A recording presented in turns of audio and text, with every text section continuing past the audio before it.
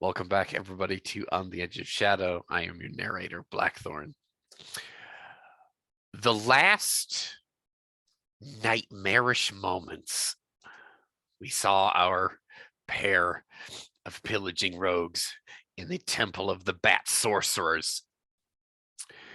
They're being chased by this slime thing, this purple black amorphous and unfortunately very predatory and quite hungry, and this acidic sentient slime uh flowed out of this enormous basin in the center atrium of this temple, and it chased them through these crumbling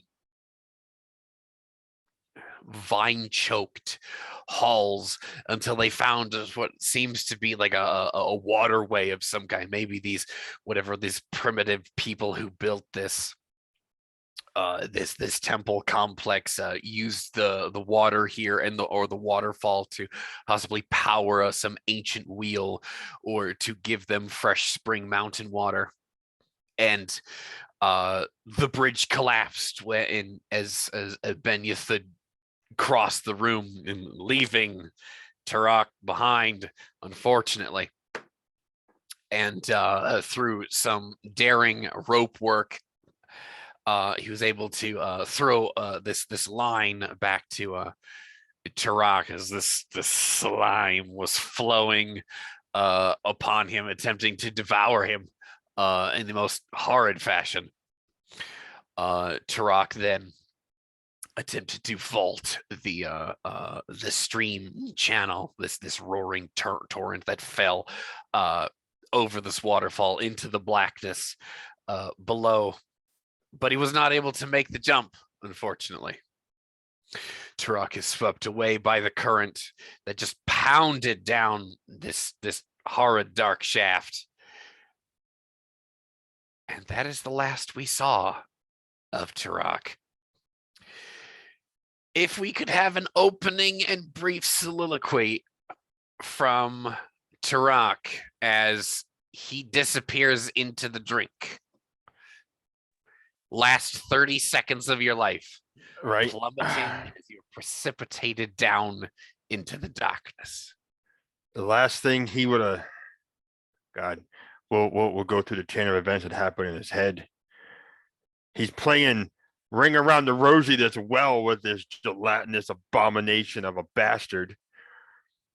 And he sees that rope come out, and almost like action movie style, he's able to grab this rope as he does like one last circle around, and he leaps across the chasm. And it's right about this time that he's making this leap, and his brain kind of diffuses into two things. On one hand, he's like, Ben's gonna have me. We're gonna make this. I'm gonna get away from that thing. We're gonna live. I hurt like a bitch, but we're gonna live. And as soon as he feels the rope go taut, and then it moves, and he realizes Ben can't hold him, he then goes, fuck, this is the last thing I'm going to see. Because he knows, just automatically, he knows, I can't swim this. I can't swim at all. And he almost wishes that when he goes tumbling down into this water, he almost wishes he cracks his head and he bleeds out, because in the weird macabre way of this going down, he's already resigned himself to the sand. He's going to go back, and he is going to see the sun, and he's going to feel the desert wind on his face in some afterlife, and he is done. But he would rather crack his skull and bleed out quickly than the long suffocation that drowning is going to give him. And that is quite literally the last thing he is going to think about, probably, as his body hits this water. and he is thrashed about, and unconsciousness takes him over. And he probably does not know, actually, in his heart and in his mind, which way he actually went. He hopes he went quickly, and he probably didn't even see the waterfall. I would think he was already gone by then. But that is the last thoughts of Tarak Kalfani of the Desert Sands. Well done. In the immediate preceding seconds, Tarak is torn from the ledge by the current. Ben, you're during your curse the gods, your damnedest to hold this lying taut. You slip. You smash your left knee on the flagging. And with the pounding, the gallons upon gallons of water just yanking your friend down, you slide across the floor. You steal one look to look back at the nightmare surge. Somehow, with whatever eldritch sorcery that this thing has in its simulacrum, it flows in this gelatinous arc across, like it creates its own bridge of self, because of course it can, across this channel to avoid the water somehow. Put a pin in that nightmarish thought for later, as it's now on your side of the river and you're sliding. Your friend is across and beneath you, and you're sliding toward this. Let me ask you one quick thing. Yes or no? Do you grab the ledge or do you go into the drink with it? At that moment, what is running through Ben's head Besides, oh shit. Well, he's seen Tarak go into the water. He knows Tarak can't swim. He can only hope that Tarak is able to hold on to the rope. And he's thinking to himself, if there is a pool of water at the bottom of this waterfall, we might be able to survive. And he looks over for a moment, realizing that if we survive, we're going to be blind, because the torch he was carrying lies on the ground, maybe 10 feet from him, as this thing, its light reflects off the bottom of this thing, this intelligent monstrosity that shouldn't exist. He is going to look as this thing begins to coalesce and rise up on his side, forming that visage that is not, that looks at you but looks at you with no eyes, but those eyeless whatever seems to stare into your soul, craving whatever makes you alive. And he will look at it and he'll spit at it, just as if, he, at this point, he's pretty sure they're done for. And he's just going to roll over the edge down into the water. He's trusted his life to the water before, aboard ship, knowing that storms could take him at any second, or that a boat could spring a leak, and that he would be in the water. And he, oddly enough, almost feels it calling to him, that's safety to him. So he just basically rolls over. He has the rope wrapped twice around his waist. As I said, the other end had been tied into a throwing knot that hopefully Tarak could hang on to, and he just rolls into the darkness below, and feels that cold yet weirdly comforting embrace of the water as the current takes him. Beautifully done. Yeah, you roll over the edge there just as this thing probably gets within arm's reach. You just not, no, we're gone. As the two of you plummet through this black and watery space, you can't see each other. You can't hear each other over the deluge around you. But Tarak, the last god you prayed to gives you a vision as you are precipitated down down the shaft. Amidst the water hitting your face, you really no longer feel this rope tied around you. The two of you are tethered together, of course, but terminal velocity, you'll be in different portions of space. The image that comes to Tarak's face, actually to his mind, is good old Manzu standing like an admiral at the helm of the ship. You see a setting sun that he seems to be chasing. The next image is a sea cave. A sea cave that does not feel right, natural, or correct in any means. Something's wrong with this cave, or something happened in this cave that pricks like a hot needle on your mystic senses. And the next scene,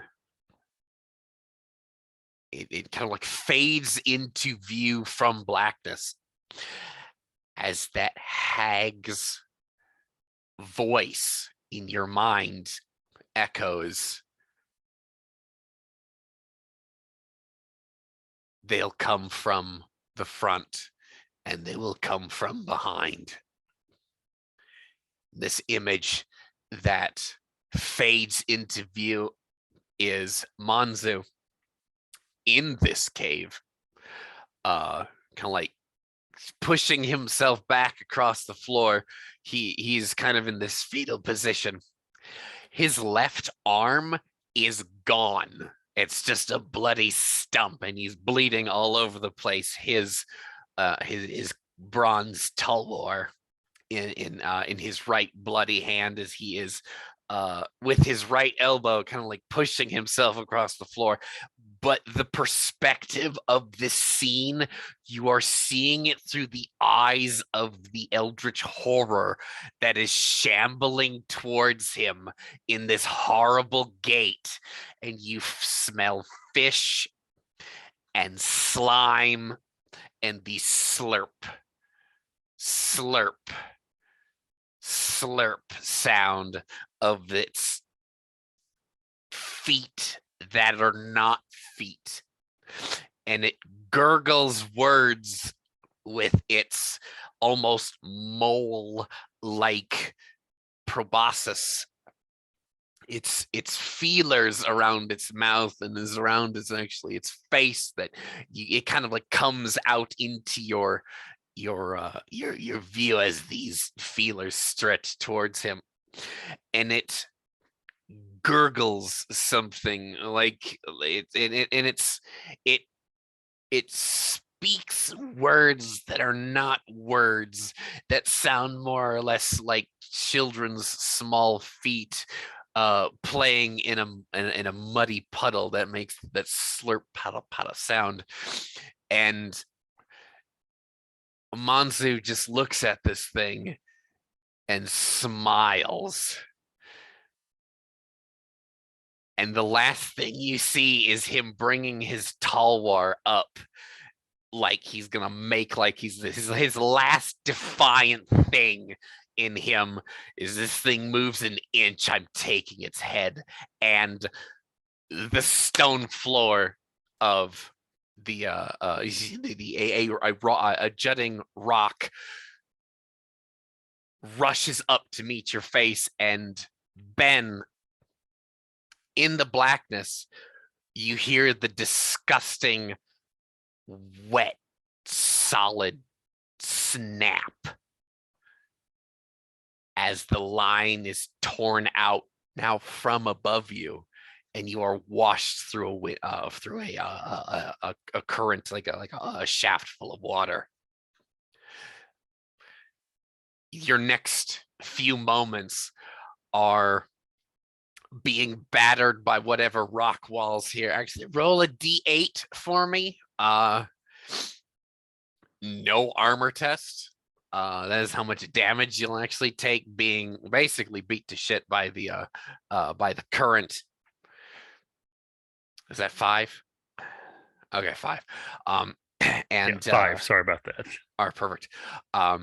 The next thing, you are washed up, however, calmly, and you somewhere in the transition of time, place, dream, and space, you're washed up on kind of a rough, well, I shouldn't say rough, it would actually be a smooth stone floor with all the current being washed away, and erosion, sand and stone floor here, in what's like a wider gallery. The next, if we can have a soliloquy from you, sir. All right. So as Ben pulls himself from the water onto this smooth surface, whatever it may be,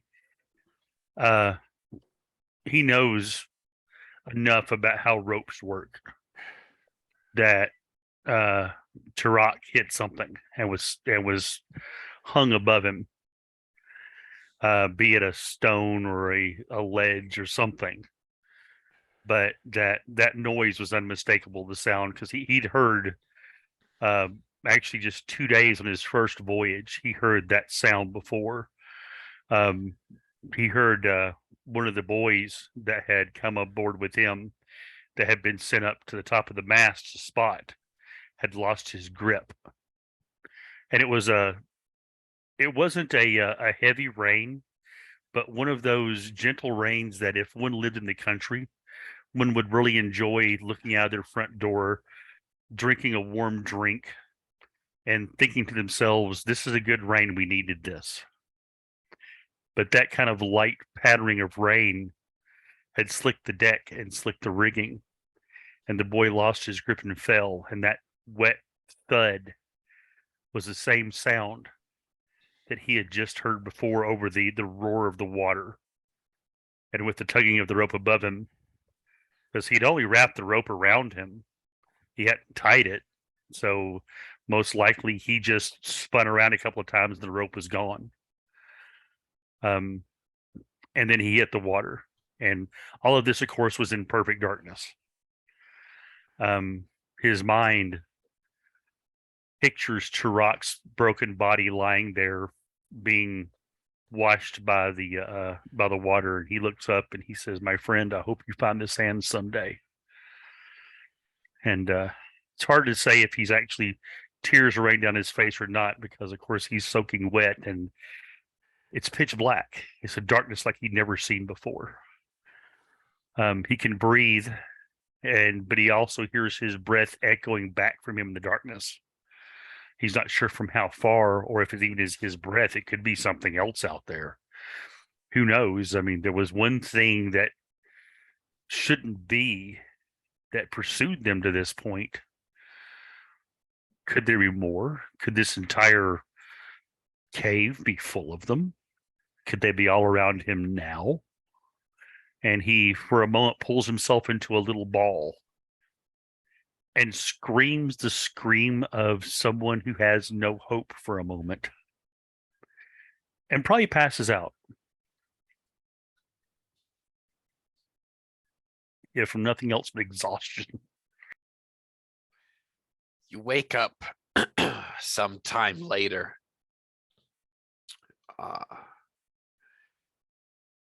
In sort of a half darkness, there seems to be a shaft somewhere in the ceiling, or a crevasse up on higher up on the mountainside that allows a crack of light to get through. But again, the gallery that you find yourself in is deeper than this feeble amount of light could hope to dispel for you. You discovered that your pack is missing, and you must have lost everything in the tumble. And your belt is still there, of course. Your clothes, anything that was quite literally tied to you.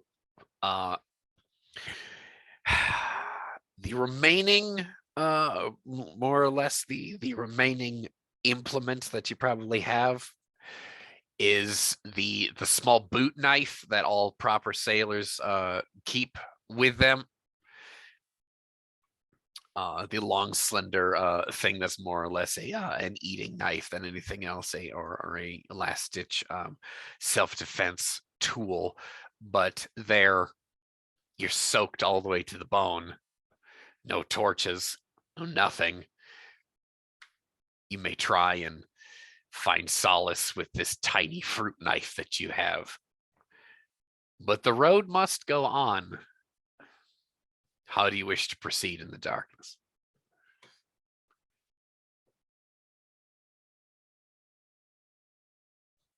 You're muted, Keith.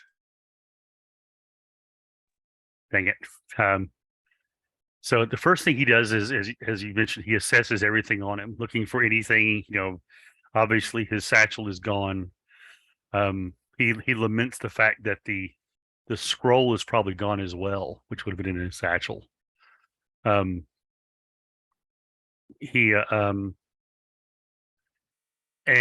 so once he realizes that literally all he has is the clothes on his back and his eating knife, and of course his belt, which did you say if anything that was on the belt was still there? I'm actually assuming that your belt is more or less like your character's green sash there. Anything that was thrust into it might be there, but if it's like a leather belt with pouches, no.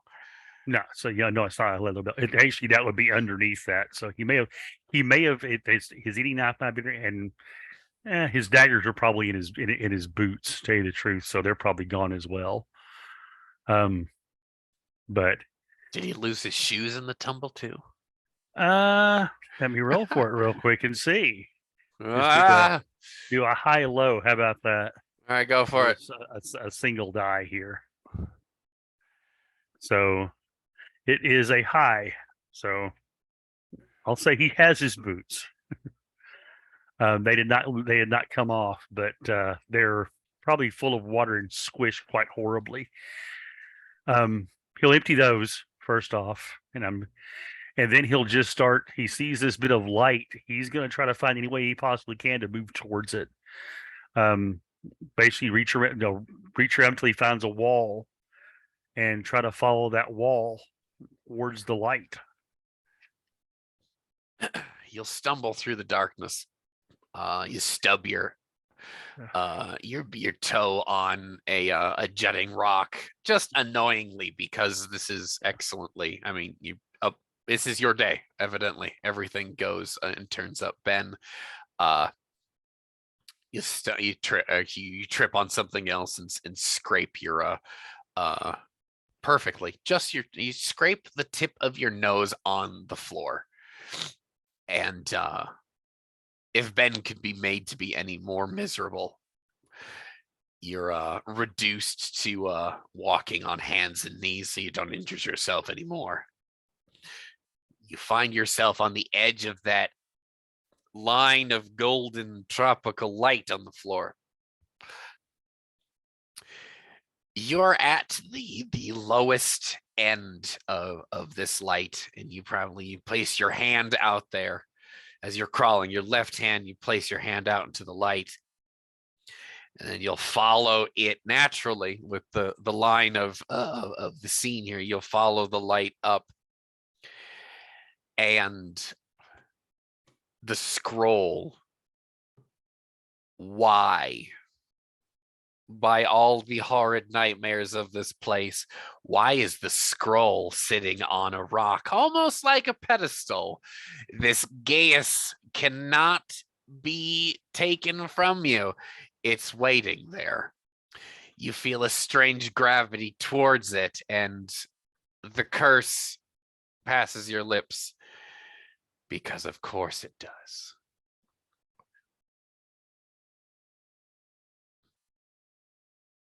Yeah, that curse will come out a bit half-hearted, because even though this scroll is a weight around his neck, an albatross, if you will, that he has to keep going forward to fulfill, it's the last thing, the last reminder of his friends that he's left behind. So he'll shed a bit of a tear again for Turok as he puts his hand on this thing, and probably surprisingly dry, I'm willing to bet, too. Oh, absolutely. And he'll thrust it into inside his belt, and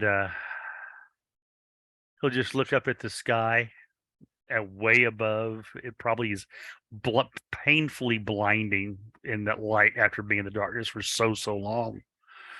And he'll just once again yell, just a primal yell of just frustration and loss. Bow his head for a moment, and then he'll look over at the water and he'll say, "Have you had enough of me yet? You had them put the spot on me, and everywhere I go, it seems like you reach out. You reach out to tweak the world around me, to keep bringing me back to the water and taking my friends by water. Do you wish to see me alone and desperate? Here I am, in the dark." But a child's soul calls out for rest. We'll settle this after I take care of her. And he turns after talking to the water, and he'll start walking towards this blinding light as best he can, climbing if he has to, just to get to wherever that light happens to be.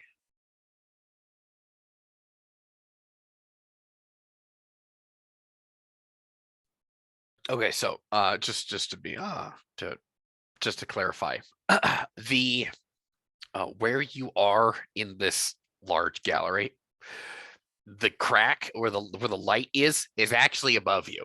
It's like maybe a several hundred feet up above and to the right. Yeah.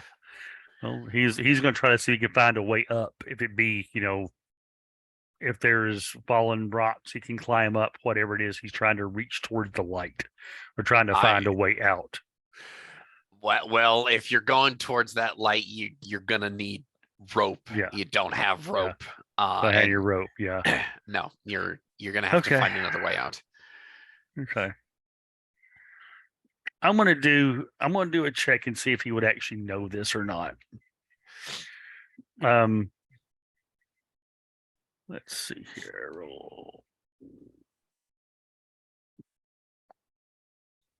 Oh, that's an 8. I want to roll that, add with it. What are you attempting to deduce? Basically, it'd be a survival check for underground to see if he'd actually heard anybody talking about any of this stuff. And with that, with a cunning, well, do you have wild lore? No. Oh, I have well, seafaring. Yeah. So yeah, then you don't. He's a sea guy. Yeah, he does oceans. Oh But shit! All right. okay, but just with a cunning check, that's going to be a 16. That's with a -4 on it because he's not trained in the area. All right.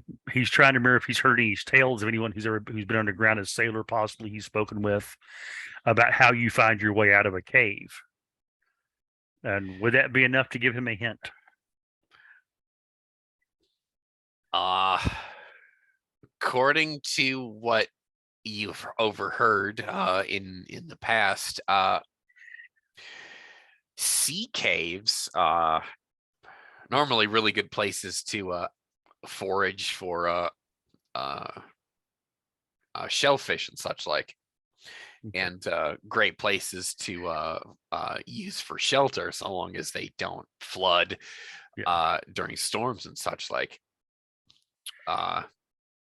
They're normally not this enormous, and they don't echo for however long.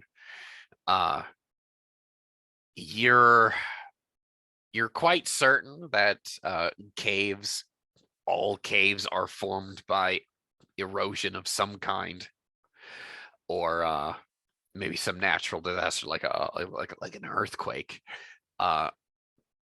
There needs to be some kind of outlet of some kind besides the one that you just came through. That's clearly not the out. There, you don't know where, or you don't know how to find it, but there needs to be some kind of drainage with this that'll basically get you out into fresh air. That, and again, something that's not hundreds of feet above you. So currently in this living tomb, you feel the walls press in on you, but there's something else here that presses you forward. Maybe the sorcery of the Gaius pulls you in a certain direction or otherwise, but you are repulsed by one direction. It's a strange, almost anti-gravity. You are repulsed by something. It's not danger. It's not more or less a danger sense type skill test here, but something sorceress repulses you from a direction deeper into the darkness. Okay. Well, he is going to. He knows the water has to go out somewhere, so he's going to pick up a bit of this sand, and in the very faint light, can he see any of the water at the light where he's at, like the edge of the stream or something like that? Not where not where you and the lighted vicinity is. That's actually uphill from where the pool was. Oh, okay. Well, in that case, he's going to actually, I guess, follow the river. He's going to follow the water. The water has to make it out somewhere. If you go back down to the the water's edge and put his hand in it, feel which direction the current is flowing, and he's going to walk. He's going to walk the edge of the water that way. See if he can follow the water out. Well, when you get back down to the water's edge where you were, back down into the perfect darkness of your situation, you circle it. It's actually a very wide oval. It's a pool. Oh, so it's not. It's the water's draining out beneath it somewhere. Right. Okay, you were can't follow that. Like a drain. Like you yourself were like spilled out into this area. So not following that, he says to himself. So he'll go back towards the light, and just if it keeps sloping up that way, he'll just keep going that way as best he can, feeling his way up to see if that's a way out. Maybe you follow this light in the gloom. The light is actually coming from behind you, and you're following it across the floor. Yeah. Going up this slope, and that sense of dread Mhm. comes back to you, and you Okay. plunge on, almost ignoring it, but it becomes so acidically tangy in the back of your throat. This dread. It's almost a hammer on Okay. your psyche. Something does not want your presence here. Okay. Well, But there's an archway. You look up from the floor and you see this archway, and that's clearly cut into the side of the cave face. Okay. And and above the archway, almost on like the center of its lintel, is like the grotesque visage of a it's a bat that has some vague human features about it, but it is similar to what we saw carved in the temple above.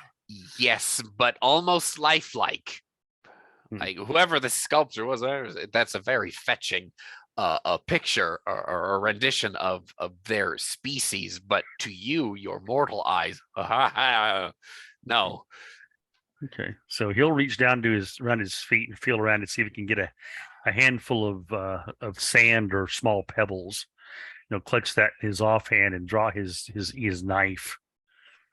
And he's going to head up because carvings mean someone did it, and someone had to have come from outside. These, you can pick up a handful of grit, Yeah. cave grit Okay. dust there. Yeah. It's really oily here. Okay. Almost kind of like when you pick it up, it like squishes. It squishes a bit. Okay. Uh, Well, yeah, he can't see it, so not really well. So, but he's going to try to ignore that and head up toward the archway.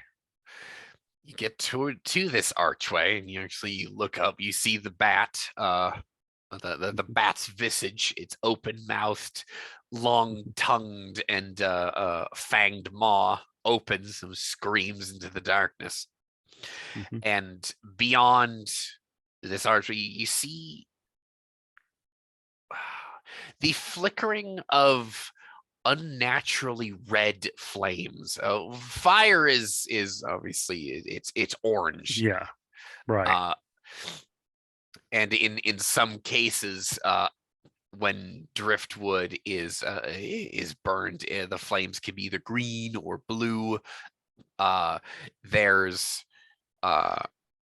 when chemicals are involved, more arts of the alchemist there, but these flames are ruby in color, almost like a deep red with a hint of pink to them. That's not good. That's not good at all. You creep down this hallway that kind of spirals up to the right. Yeah, he'll be moving quietly if he can, just so you know.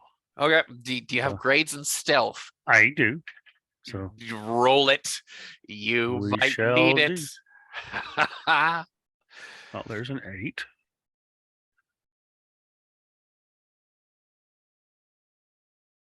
8, 9, 10, 11. 18 for the stealth. Oh, fantastic. Okay. So no, indeed, you do creep up this stone stairway, your small eating knife leading the way, your other hand we'll say the scroll itself, the Gaius scroll is thrust into your sash there. Your offhand rests upon it. Yeah. The Gaius thrums under your palm. Is it the left palm that has the black spot, or the right palm? The right palm has the black spot. The one that has the grit in it. Okay. I was under the impression that your dagger was still in your right hand. Oh well, I'm left-handed. Oh, well, either or. Then Sorry. switch your hands then, I guess. Yeah. The spot aches. Okay. Something here, maybe an enchantment here makes the spot almost give you a preternatural sense for these things.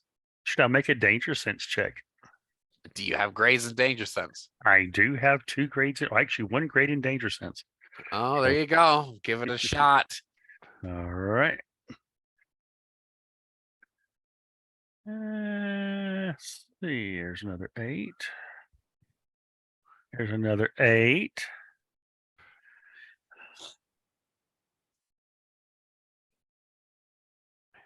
All those up. 26. Yeah, no, that's it's actually quite wonderful. You don't want to be here. Yeah. That's quite obvious, but Quite obvious. Yeah. it's this is not a place for mortal eyes to see, which is also quite obvious given the slime and the chase and the just the horror of this entire place. Yeah. It's permeating you now. You now smell that sulfurous stink. It's almost like a urine sulfur stink kind of fear. You're not obviously wetting yourself, but it's It's the definitely aura of the something place. there. He'll actually pause in his advance, possibly just before being able to see around a corner or something like that, and he's seeing the flicker of this light on the walls. There isn't any like shadows of movement along with it, is there? No, not that you can tell. What you see movement in the light is possibly multiple torches guttering in their sconces, and that's creating that shadow ripple effect. So if there is something in the next room, it's either standing still or not in a way that is casting a shadow. He stares at that wall for a few moments, that flickering, and he weighs in his mind that this is a flickering of something here, but he has no idea what might live within the darkness down here. This could be something that lives here. It could be invading something's home, and it may be as bad or if not worse than that thing above. Maybe the reason the thing did not want to get into the water was because it feared it would be washed down here, and whatever this is worse than it. Was there a way past that? Was there? Could he continue on past the archway if he went back? No. This seems like the only the only terrestrial form of ingress and egress besides swimming back out the way you came and having a lot of rope to get yourself up through the ceiling. And he does neither. Okay. He will steel himself, close his eyes for a moment. He'll picture a beautiful day on board a ship, on the deck, the sun beating down, the smell of salt in the air, the cry of gulls, the call of the bosun to the men in the sails as they're beginning to set sail. He'll summon up that feeling of comfort. Then he'll open his eyes, and he is going to lean down about waist high and peek around the corner. Okay. And see what he sees. You peer into, at least from your perspective, a medium-sized room with stone flagging, cut stone flagging. Along its walls are benches and counters and tables. There's one island in the center of this room from your perspective that has almost like this like crescent shaped counter table, and in the inside curve of this crescent shape is a large cauldron, and something fizzes and bubbles in there. That's and it's you peek around the corner and you get that first whiff. No, there's the death, horror, sludge, filth, anything that you can imagine. An unwashed siren's butt crack. You have no idea. Some pulpy humor there for us. But gazing into this room, you see many sorceress apparati and accoutrement of the diabolical,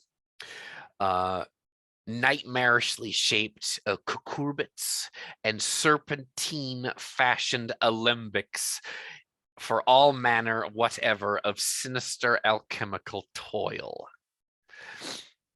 Horrid and evil smelling oily fumes bubble and fizz from this from these many beakers, and the most it's concentrated in this cauldron, and it has an enervating effect to you. This scene here, you will take a -4 to everything. It hits you like a fetid wave. Lurid and fetid hues cast from and in vile cascades of rippling light on the walls in the guttering low lamplight of these ruby colored sconces. And these sconces, maybe that's not entirely correct. You would expect a torch of some kind. It seems like they're glass vials shaped almost like an inverted gourd.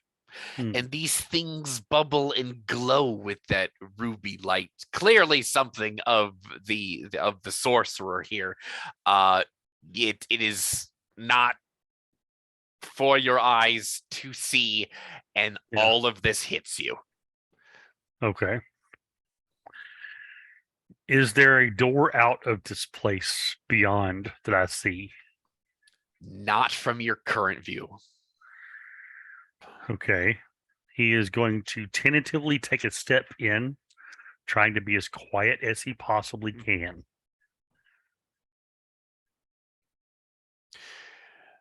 You take a step into the room, past this archway, which you just passed under another bat's face. Okay. There's no signs of life here. Just everything else bubbling away. The lights are on. No one's home. Thank the gods. You do hear the sounds of the rainforest beyond this bubbling. Will you possibly take another step in as you're very tentatively looking around? There is another archway across the way, but that door is in fact closed. It seems like they were in this portion of the architecture here is each of these doorways is probably going to have a bat's visage over the lintel. It's right now you can assume that it is just artwork here. It's a theme. But yeah, right. Yeah. Similar to the almost arabesque reliefs up top that actually had these full body bat things. So he is going to follow what he thinks is the sound of the jungle. See where it leads him to. Does it lead him to the other door? Not to that door. You actually take a step. You take a few steps past, few paces past this cauldron. By all the gods, don't look at it. Don't put your nose in that direction. Giving it wide berth. Last time I came you across a basin like that, something came out of it and tried to kill me. we might have a phobia of basins from now on. Bowl phobia. That's an excellent Call of Cthulhu phobia. I want a character who's afraid of bowls. You walk. It seems like this was like a pocket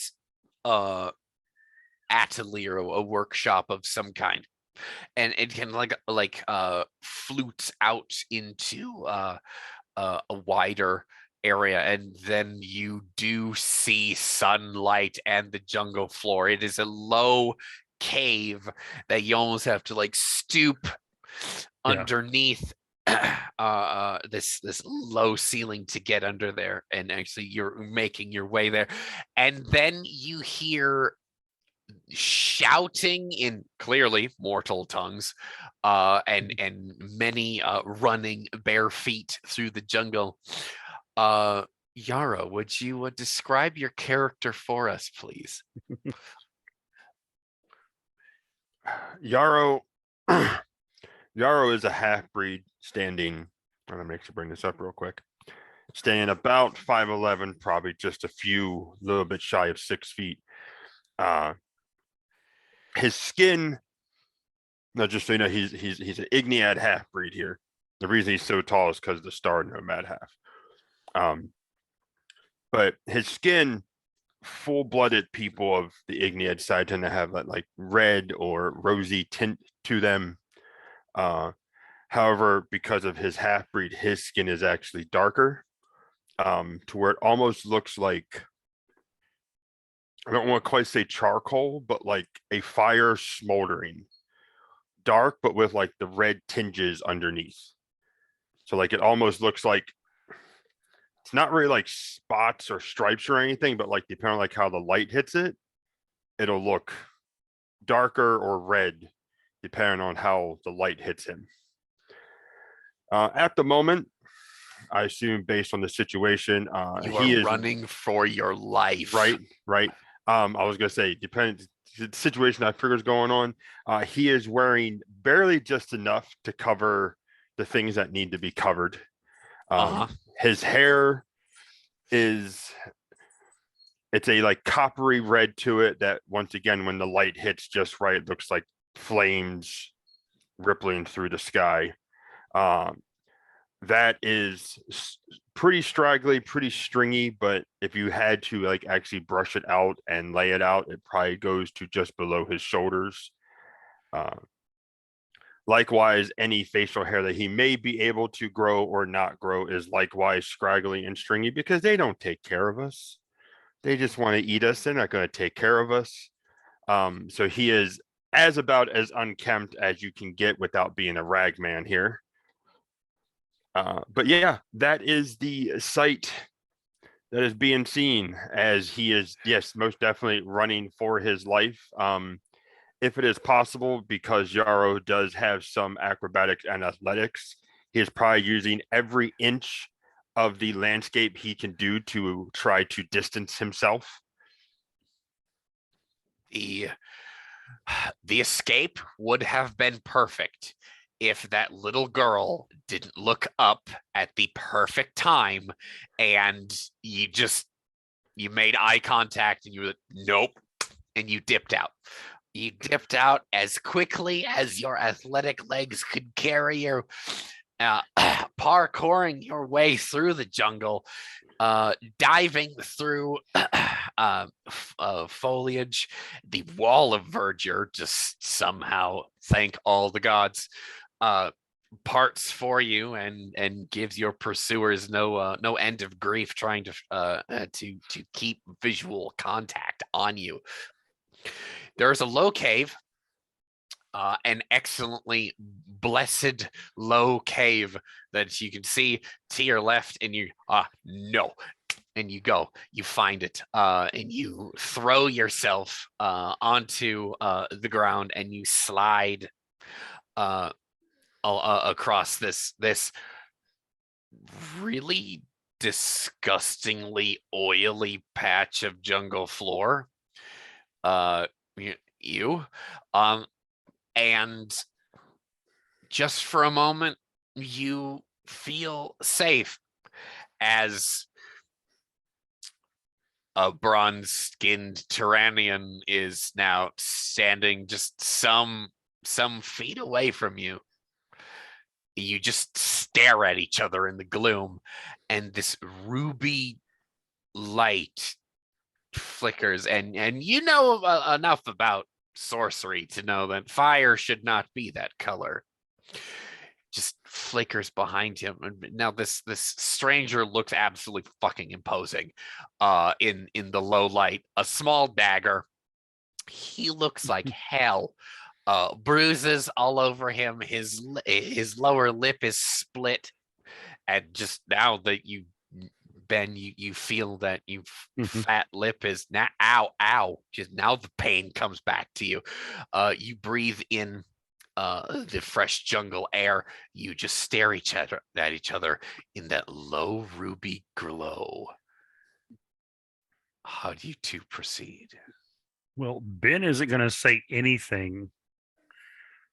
He is going to keep his mouth shut until he hears the rest of those running feet either keep going or come towards the cave, whichever they happen to be. One person he can deal with, if this is like the vanguard of a group coming to get him, he not sure what he's going to do except run back inside. Is there anything around the immediate vicinity that Yarrow could pick up, like a rock or a bigger stick? No, nothing. Nope. Just this gross oily crap. Yeah, you're kind of sinking into it. It's not quicksand, but Right. it could be, but super gross. Yeah. Well, I mean, Yarrow's literally had to live in his own filth for who knows how many weeks before this. So yeah, these cannibals, they don't have any concept of keeping your food clean.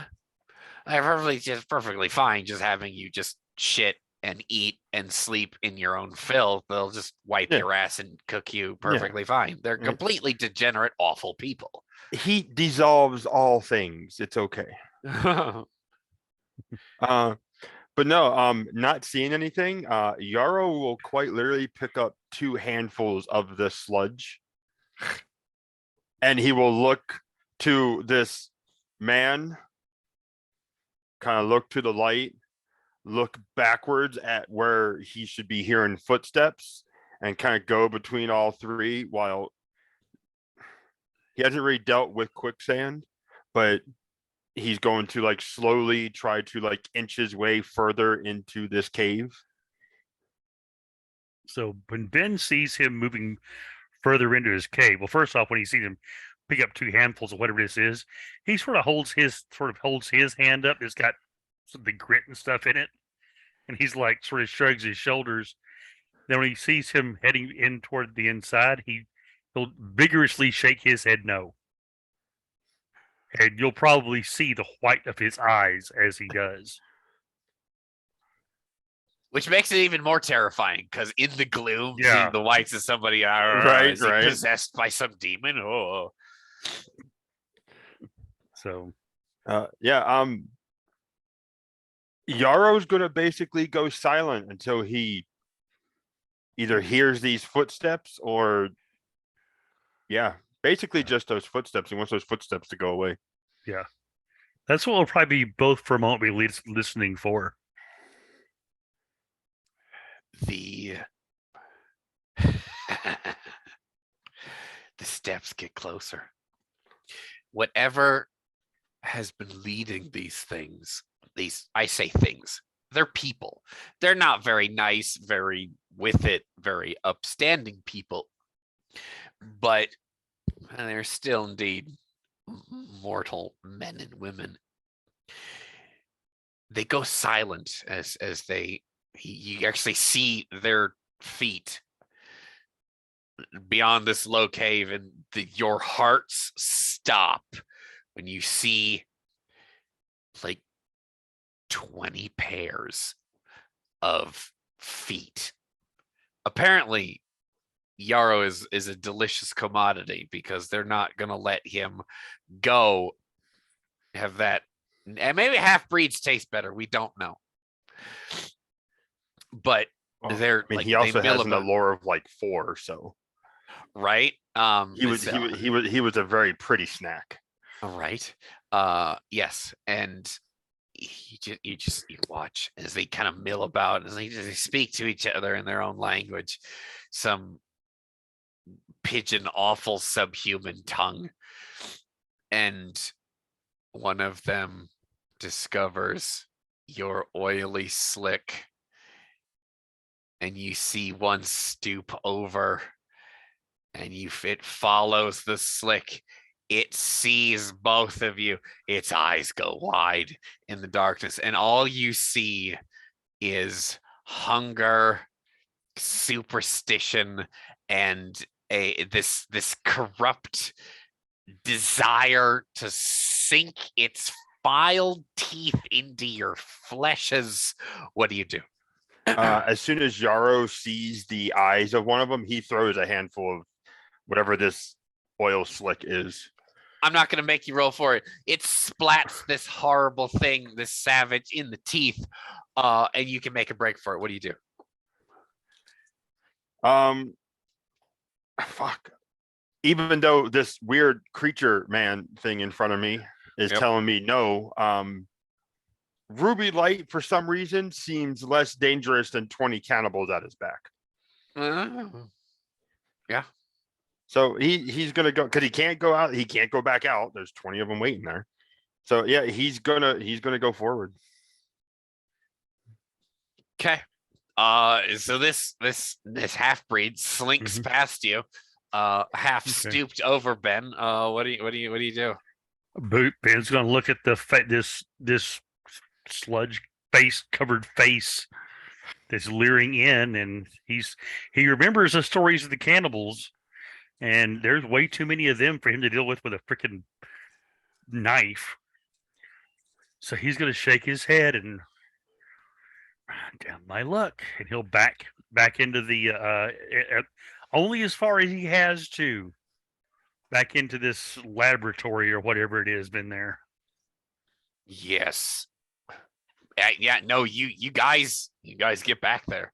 Both of you find yourselves in this place, and you feel you're fucking trapped, Ben, because now you know it's like the only place you're gonna go back down is the place that you know, or that closed door, and whatever senses that you have left to you says we're not going through that door.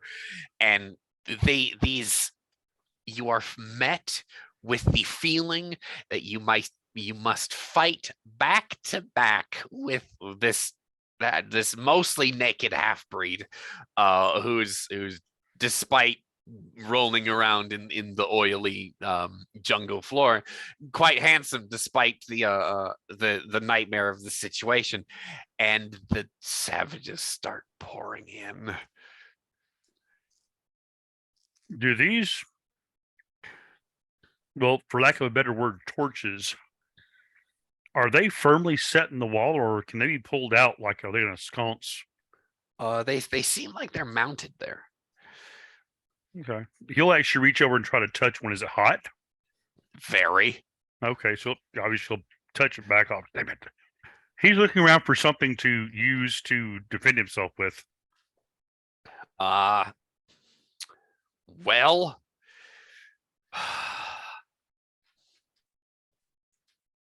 he doesn't know what half of this stuff is, so he's probably not going to touch most of it. But there's like a poker or something, or maybe like I don't know, a metal rod, or even a long stick.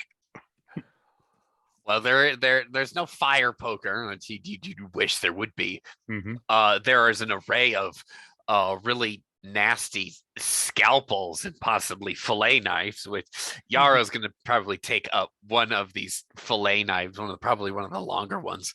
Yeah. But it's one of these savages attempts to come in on you. Well, let's. You will. The first thing you will hear Ben say, and he'll say it in Yaith, is let's dissuade this fellow from following us. And y'all's gonna take a second, but oh fuck, I can understand him. He's gonna grab. And Ben will grab one of the other blades and have one in each hand. His paring knife and a fillet knife, if need be. All right. The two of you are the scalpel length weapons the only things we see in here? You see a fish club as the only more real weapon. You guys are going to be fighting quite a bit of a disadvantage here. They have stone knives and possibly stone spears, and you guys have improvised weapons here. Oh, let me get one of their spears. Yar for spears. He's made for spears. So, but all right, yeah. All right, we're gonna have ourselves roll for reaction here, quick, and oh my gosh, okay, I'm gonna have you guys roll a d8. Each of you roll a d8, and let me know what you got. 7. A 7. All right. Keith, what do we got here?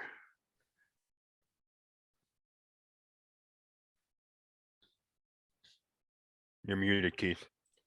Yeah, you muted, sorry. My touch to speech is not working tonight. Do 8s explode? No. You rolled an 8? Then 8, yes. Okay, Ben will go first. Yara will actually, you two will go first. The enemies will file in behind you. All right. I've got a reflex of total of 10. What's yours there, Yaro? So which one of us actually lunges first?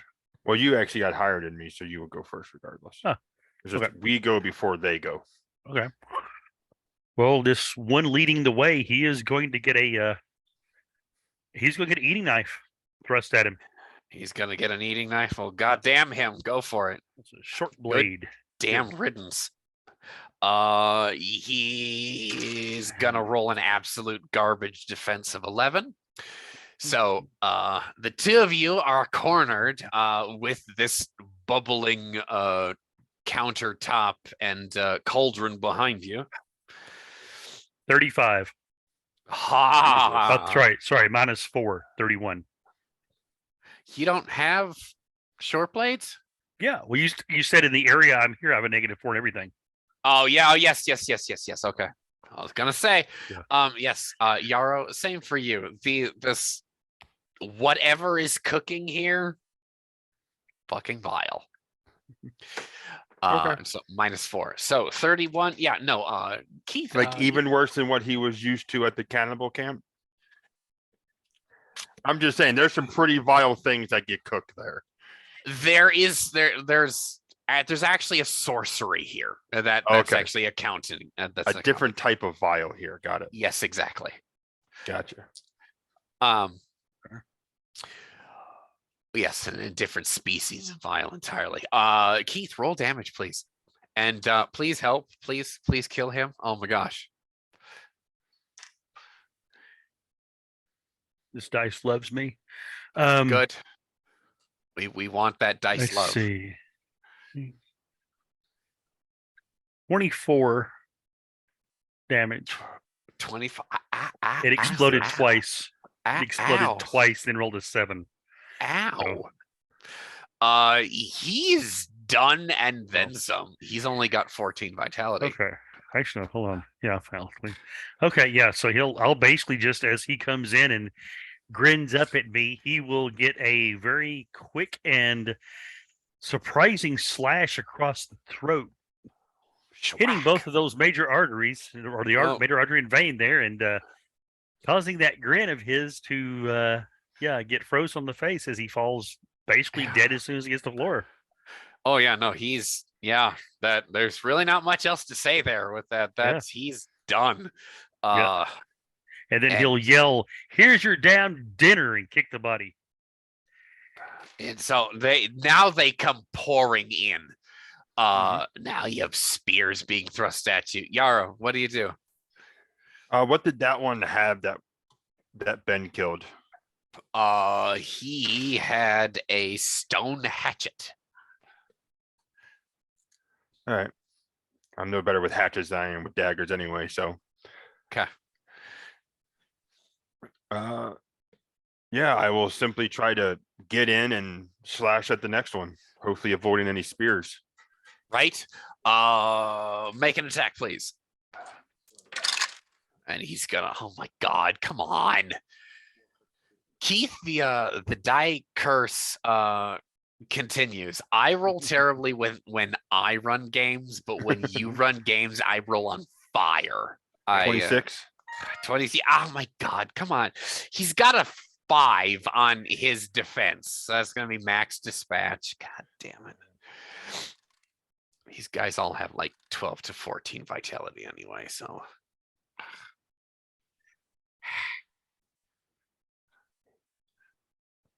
19 points of damage. I explode at once. Okay, you can describe for us how you completely demolish this one too. Yeah. So essentially Yarrow is going to, like, he's tall, but with how he's been kind of malnourished, he's gangly right now, so he's able to kind of slip in.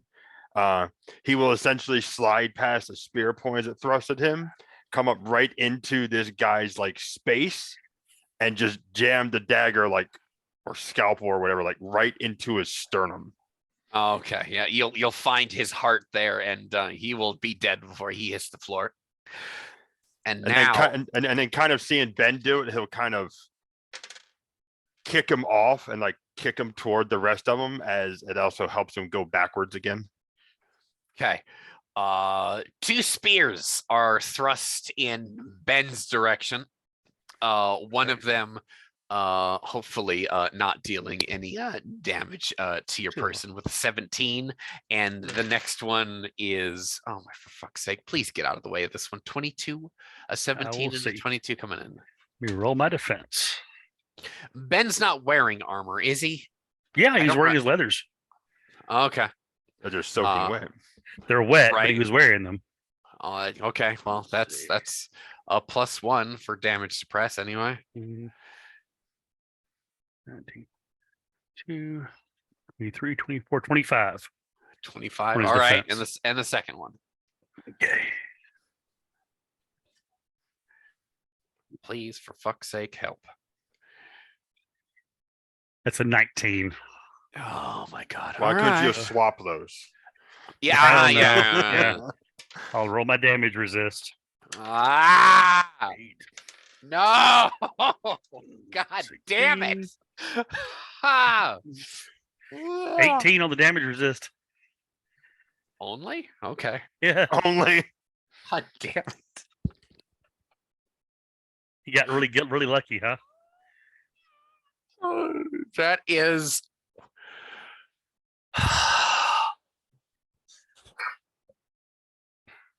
Come on, narrator, spit it out. 30 what damage? 42. No. What did you roll for your? You said 18 for your 19 for your damage suppress. Yeah. That is a 14 difference. Ooh, okay. 33. Nice. Well, with that, Mm-hmm. What weapon is he using? He's using a spear. He's Okay, using a stone-tipped spear. So I will narrate this. Yeah, yeah. As this happens, he kicks the body of the other fellow that he just dispatched by slitting his throat. Fuck. Looks up to see Yarrow do his move, and as he does, he takes his eye off of that one fellow. The other fellow, he sort of turns out of the way, and the blade just flees past him. And he looks up and he sees Yarrow dispatch the other fellow, and a spear enters his side. between his third and fourth rib, slicing deep through his lung into his heart. And his eyes sort of go big as he looks over, and he gurgles, "At least I didn't drown." And his last act in this world is to hurl this scroll at this fellow, hopefully smacking him with it as he falls to the ground and expires, as he only had 12 vitality left. Oh, really? Yep. Oh, shit. Yeah, you're at -2. Oh, Yeah, he's dead. This isn't other RPGs. Zero vitality means fucking zero. Oh my god. This session just went in the fucking toilet. Okay. Fun though. Fun. Is Yaro's debut going to be his finale? hang on. I think this is actually okay. Hang on a second, Keith.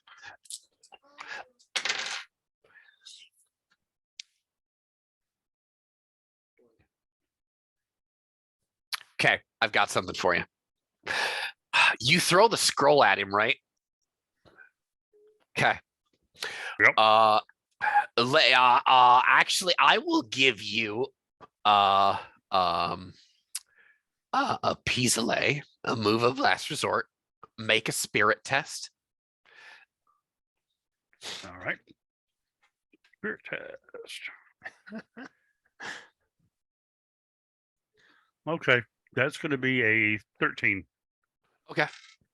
So you throw this scroll, the Gaius scroll, at trying to throw it at your assailant, but it misses him.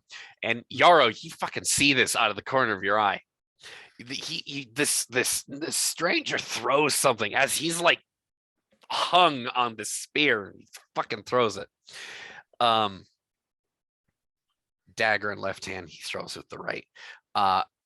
And it goes past this savage, which, just for the sake of the scene, this is the savage that actually would kind of abuse you and kind of like go out of his fucking way to be overly cruel and say things in his subhuman speech, something along the lines of, "Oh, I'm gonna enjoy eating you," something despicably cruel.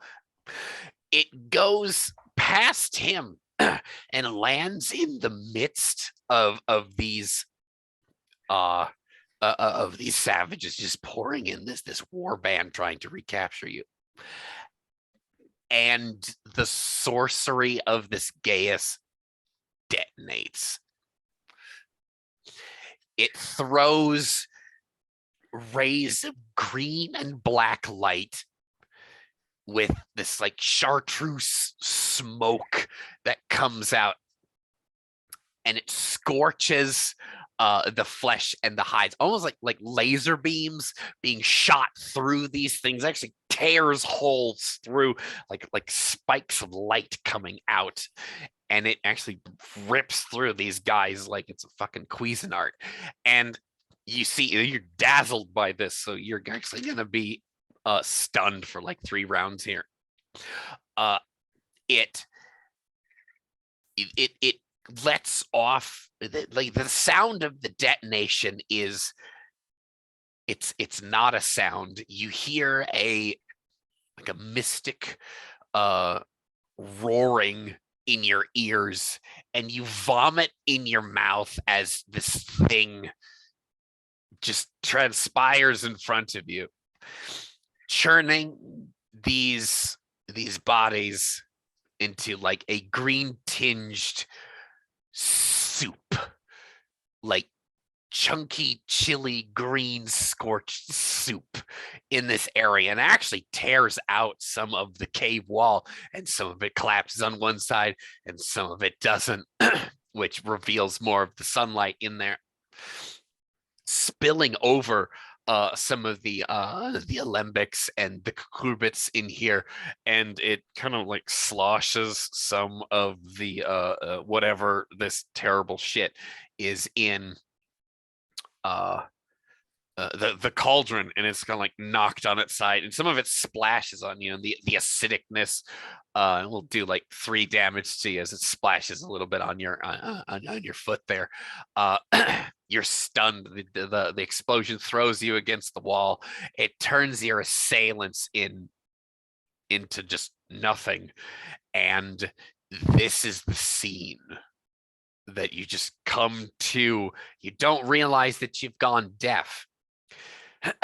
But in your lap is a scroll that has a black flower on it.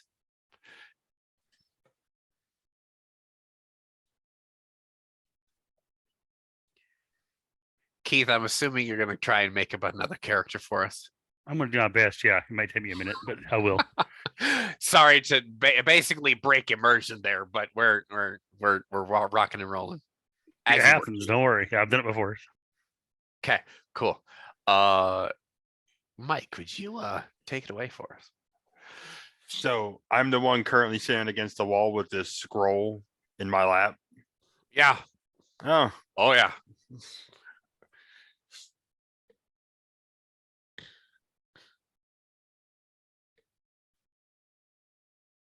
Like he's it's the whole like blinking his eyes, looking around like, what the hell just happened? Clearly some magic happened, but right. not magic of your sort.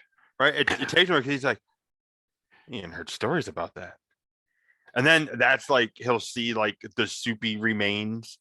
And then he'll see that he'll see Ben over there with the spear sticking out of him, and or what's left of Ben. Yeah, or what's left of Ben. And he'll go over, and I know as the player there's nothing to be done, but Yarrow's like is going to see if there's something that could be done. Right. He's a human being. He's got to check. Right. Well, it's also being the modern day word would be medic, but being a healer of some sort is kind of like gut instinct to be like, oh, okay, can I fix him? He's a medicine man. Yes.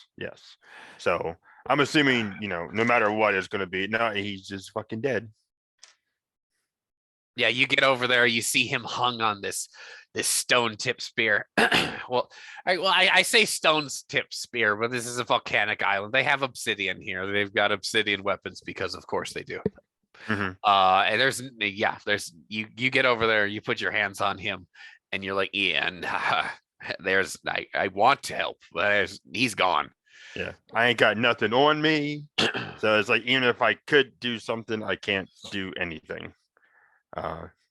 If we could have a brief soliloquy from Yarrow about these past seconds have turned his life upside down, and seemingly this stranger gave his life to possibly save you.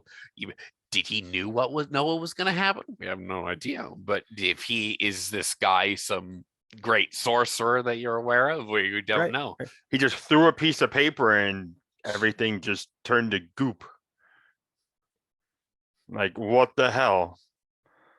But yeah, no, Yarrow, it's after coming to and getting his hearing back and figuring out that Ben's not coming back by any stretch of the imagination. Yarrow would have had the scroll probably in his left hand, because he would have picked it up because he's dominant right hand. And he would have had that in his hand. Hadn't even actually read it or looked at it, just saw the flower and what the fuck? Grab that.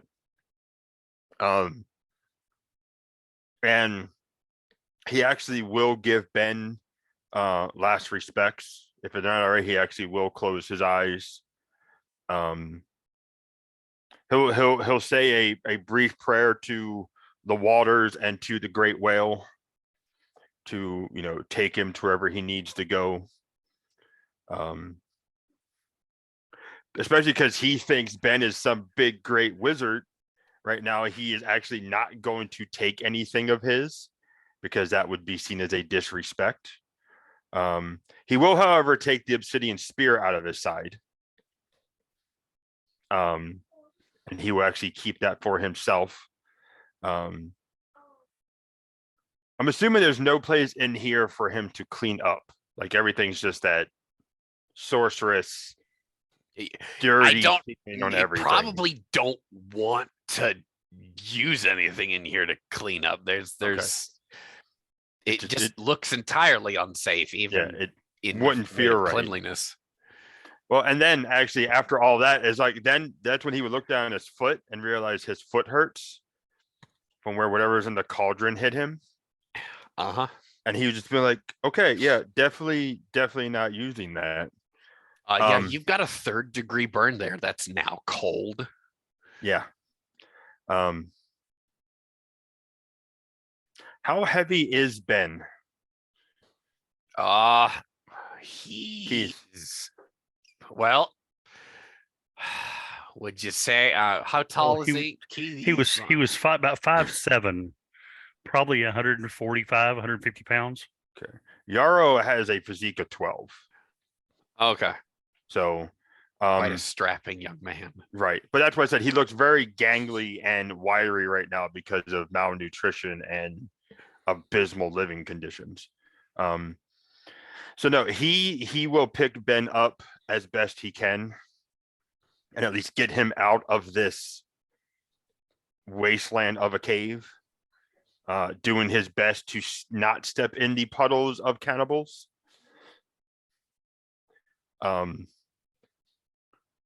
And once he gets him outside, like into the actual like forest, like jungle floor, God,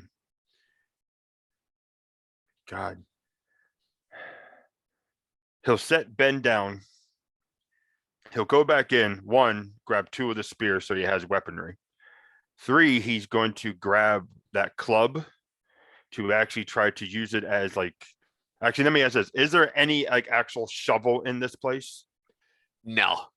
Okay. Yeah, there isn't any shovels. He is going to use the fish club as a makeshift shovel to at least put Ben in the ground so he doesn't get fed upon by the cannibals or the animals. Okay. Awesome. That will probably be the remainder of the day for him because that's going to be slow ass work. Right. There you go. Yeah, you can more than likely try and outfit yourself best you can. The cannibals obviously don't wear armor. Yep. I mean, these really weren't. But some of the guards around the camp would have wore something like reed armor or carved wooden armor of some kind. But the one thing that Yarrow will take off of Ben, okay, is he's actually going to take the fruit knife. Okay. Because in his mind, for whatever reason, that seemed important. And he's going to use that to try to identify Ben later on to someone else. Okay. Perfect. And now you have a metal implement. Good. With that, you can bury Ben's corpse. It'll be sometime around nightfall there. What do you plan to do for the evening? Well, honestly, once Ben is taken care of, he's going to want to put more distance between himself and the cannibal camp.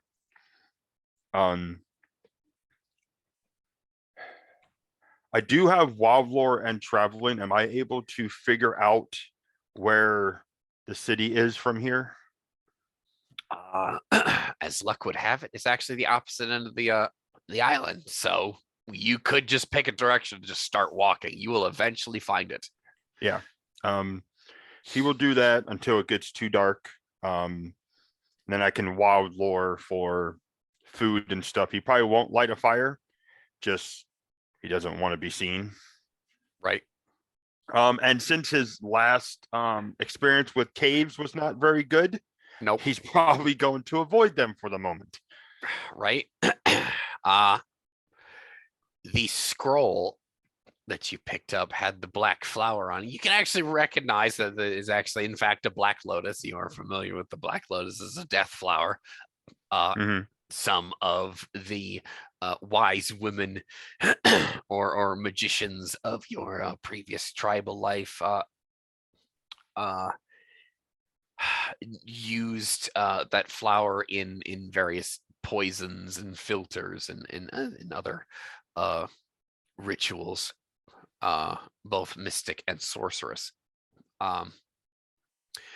And something here is pulling you towards those caves.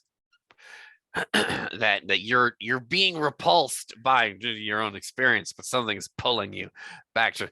You're going through this island. You're walking through the jungle. It's actually quite mountainous, so the terrain is, for lack of a better term, just awful walking terrain. And Especially there are, barefoot. right, and there's a great many caves on this mountainside that you just repeatedly get pulled to.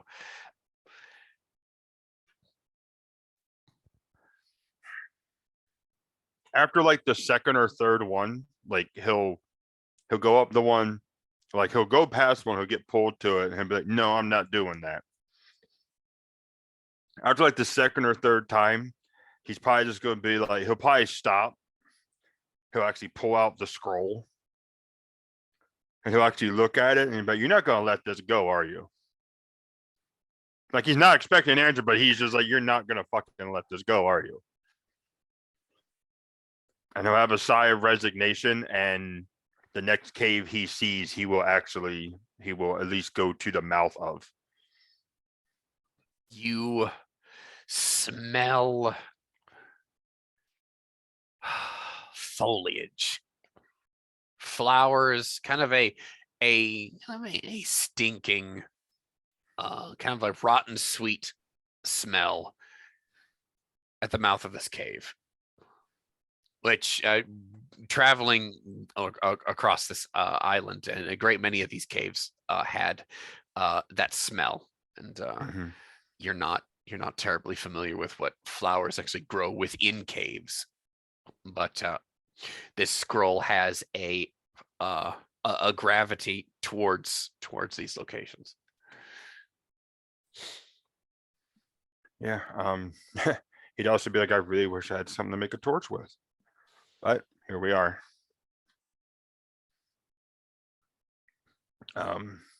Yeah, he will. Actually, how dark is it right now? It is getting on towards dusk right now, so it's gonna be a tad bit more foreboding than you probably would like it to be. Yeah. He's desperate, but he's not that desperate. Yarrow will actually. Do I still have trees, or is it just led its way to more barren and mountain? No, you still have trees. Okay. Quite a few trees, actually. Yarrow is going to try to see if he can find a couple that are almost like close proximity, bunched up together. And are these like palm trees like in the picture, or are these more like they have branches and I can actually find a perch? These are more tropical palms, or like that species of palm in my GIF here is more of a desert palm. These the ones that you're actually dealing with are have more verdure on them and more vines. Don't really have much in the way of branches. Okay.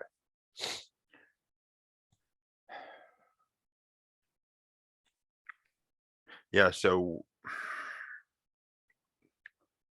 he's going to try to position himself in a spot away from where he imagined the cannibals are going to come from, but also not right in front of the cave mouth in case something comes out of that damn thing. Of course, yes.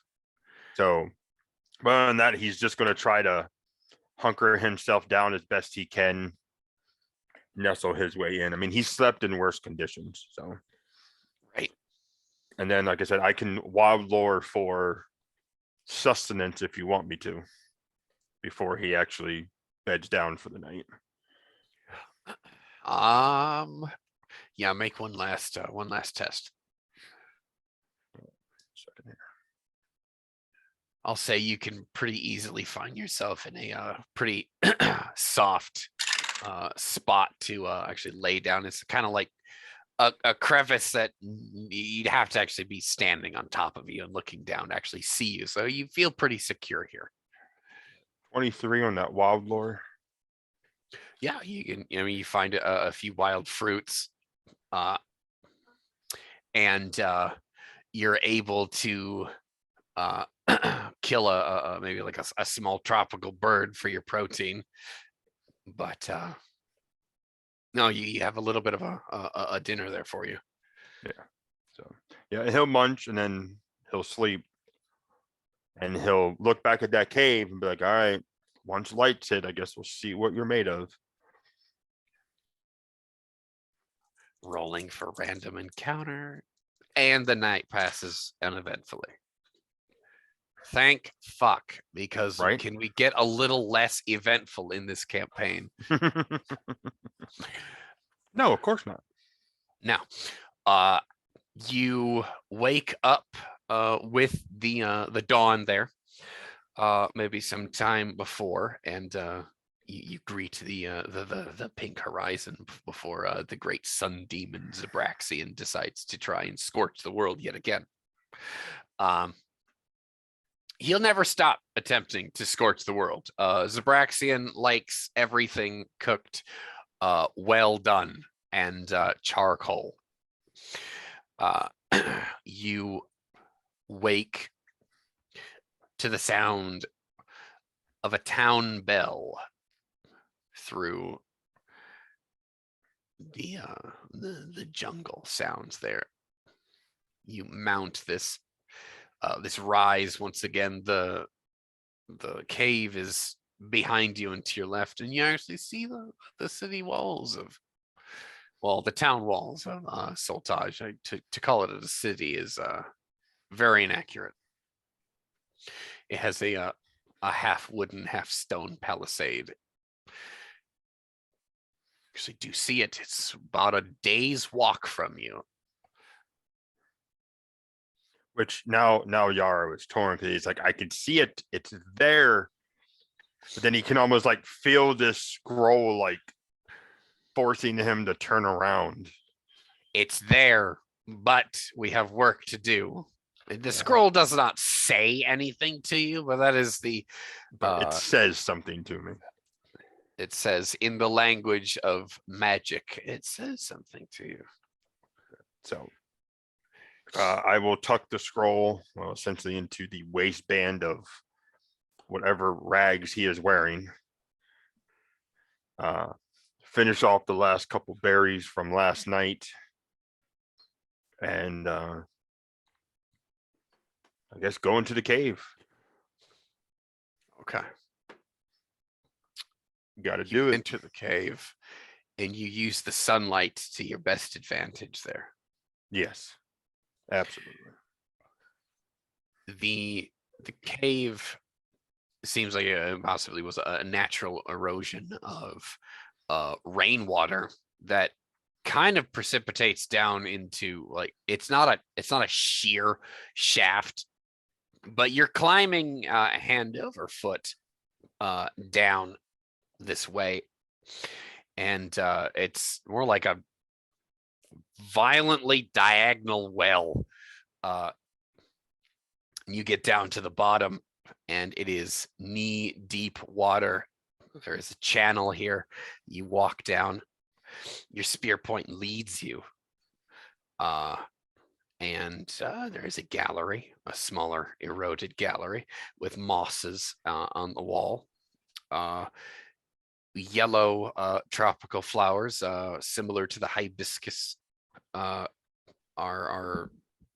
sunning themselves. Their flower petals open, drinking in the sunlight from a crack above, and in a shadowier a portion beyond those golden shafts of light of the morning, there is a patch of the Black Lotus.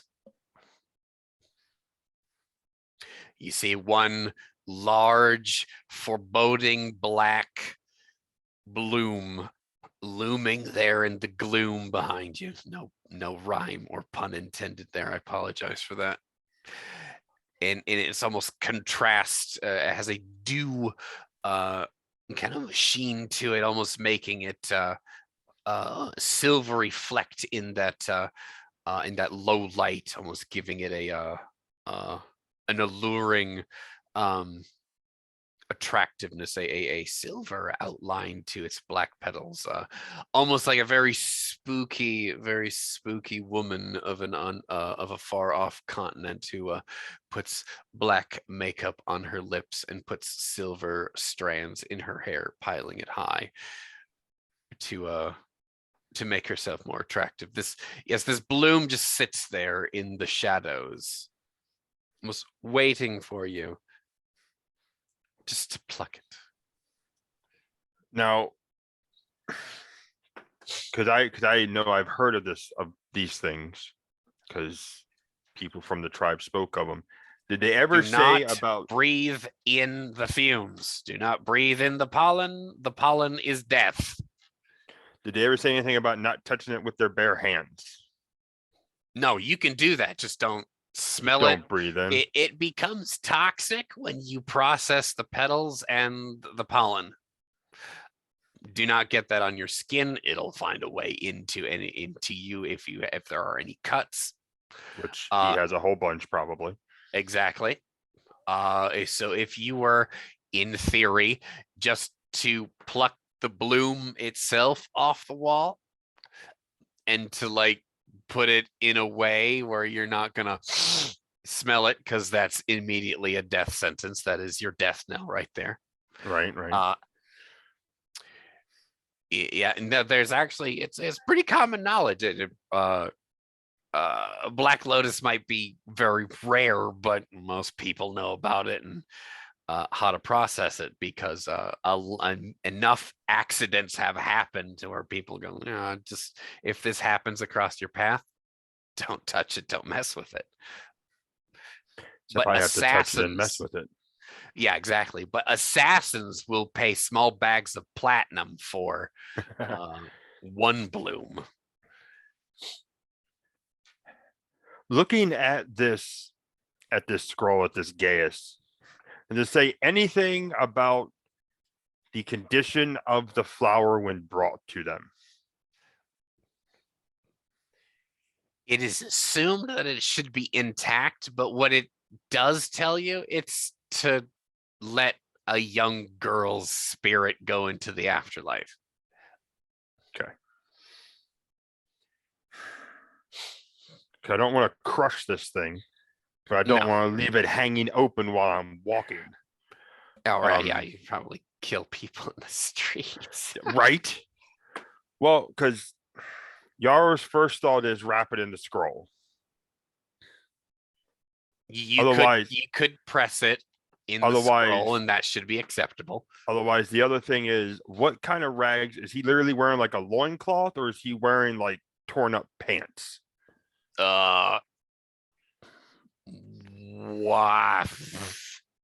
Reason being is that if it's pants, he would literally tear off probably like below the knee and essentially make, something to fold him into that way. I would think you're probably, well, suffice it to say, you probably had a belt before you were captured. That's probably gone. And your pants are pants. What's left of them has become a loincloth. And what I'm not saying that your character's sort of like wearing booty shorts or anything like that, but like a front rag and a back rag is all you got. Exactly. Thank you, Tarzan. Yes, butt flap.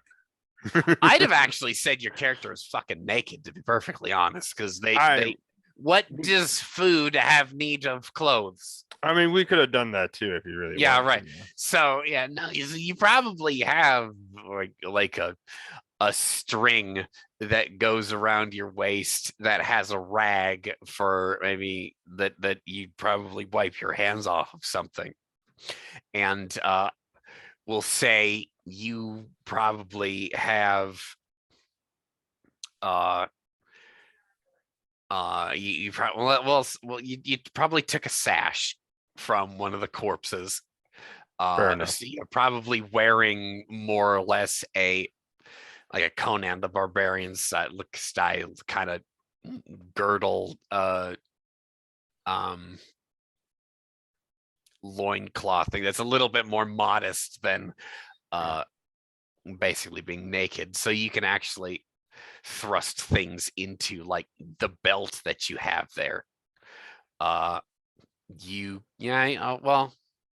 then yeah, no, you can rip off a bit of this sash and actually fold the flower up in it, or you could probably press the flower into the scroll and roll the scroll up. That should be perfectly fine as well.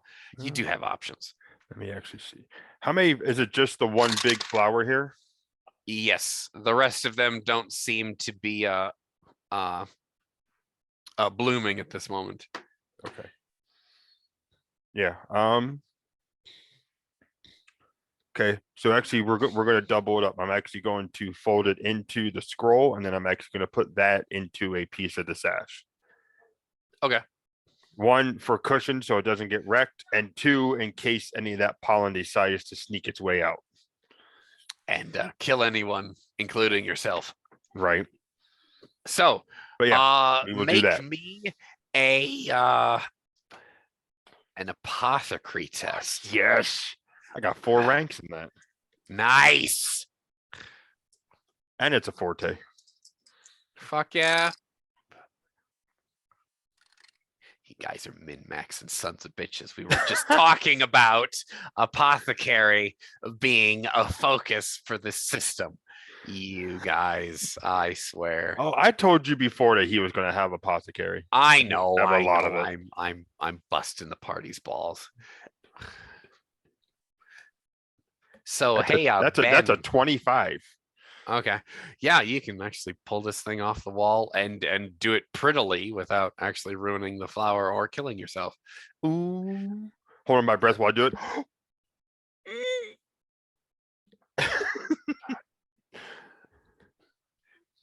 Keith, how close are you to being finished with your character? I've got enough. I can play a bit. I'll need your Okay. help with some stuff in the. Oh, you went muted halfway through that. You said you need some help with something. I will be needing some help probably tomorrow night with some things that you have produced over the past week. Oh my god, yeah, right? God damn it. This is what happens when you're busy with game design. Anyway. So actually the name of the next character coming in will be Shed Kiru. Okay. Yarrow, are you I'm assuming you're going to repair to Sultaj, at least the town walls. As soon as I get that, I am getting the hell out of this death cave. Right. And beginning the trek and trudge toward the town. Perfect. Around that nightfall, you find yourself at the gates as they're closing them. The town like militia, they see one straggler that is armed with a spear. Clearly not a cannibal, but they look at you and they're like, oh, right, cool, he's safe. We'll get in here before we close the door. And the guard takes one last look at the road. You are the last soul allowed into this town. You lucky duck. Until dawn. Anyone outside the town is left out there to die. The people of Sultaj do not have any patience or sympathy for people who do not make the town's curfew. The bell chimes 3 times and then seals itself off from the jungle.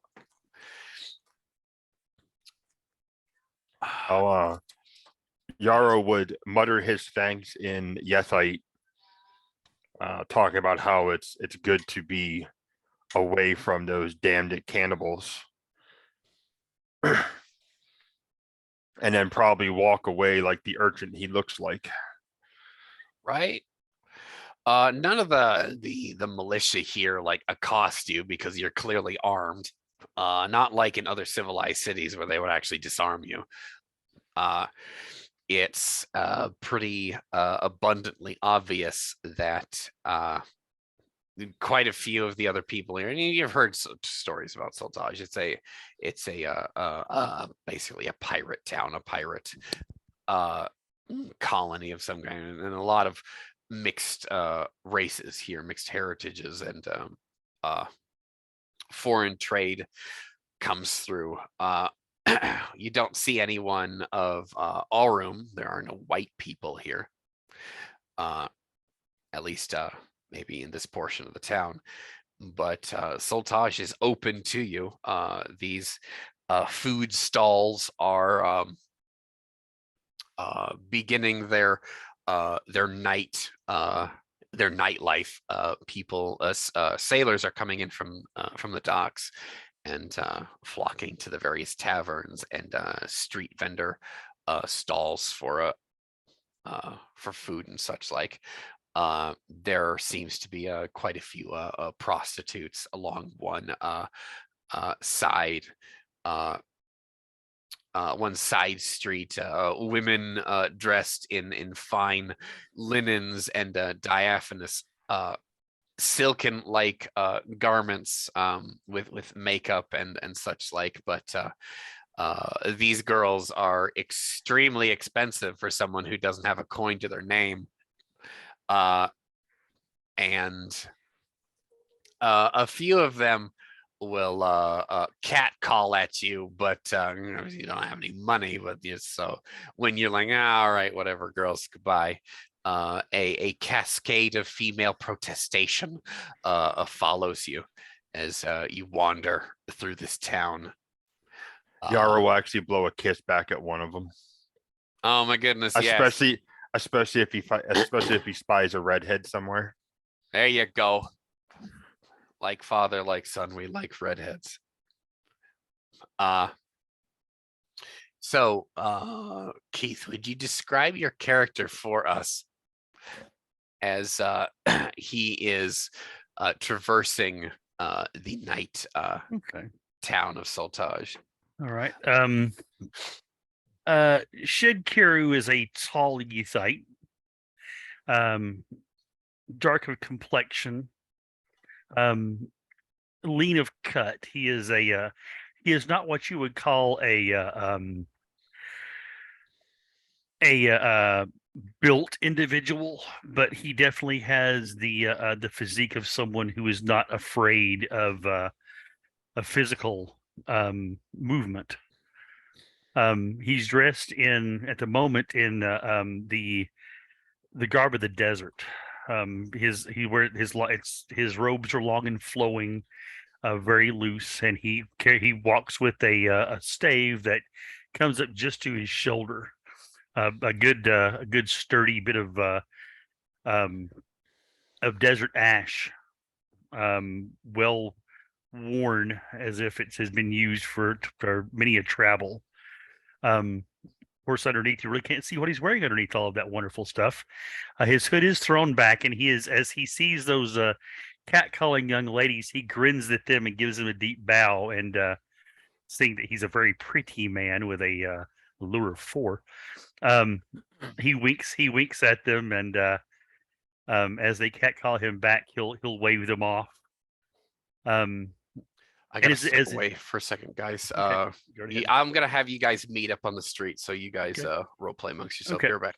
All right. So as his eyes wander, he sees this fellow with the butt flap, with carrying the stone tipped spear, or the probably obsidian tipped spear there, He notices the interesting color of your skin and realizes that you're no common well, first off, you're no cannibal because you're inside the walls, though you're dressed like one.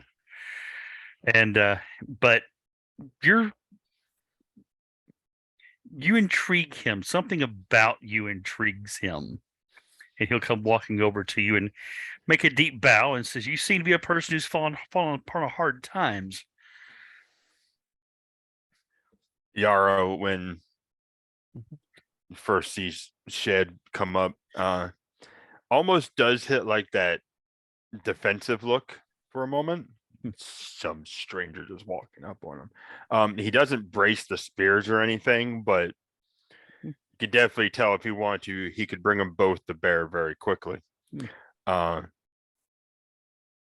you bow, Yarrow will kind of just, he won't bow back, but he will kind of like raise an eyebrow and then do like the little head nod thing. And he'll look at you. Well, run away from cannibals tends to be about as hard as you can get on Soltage. Cannibals are absolutely horrible. Bad for trade, bad for travel, bad for everything. So someone should do something about them at some point. But inside the walls here, I don't worry too much about them. What took you outside of the city? It's actually my first time in the city. Really? How within the great circle of the Fae did you find yourselves on this island and not come through the port? I must know.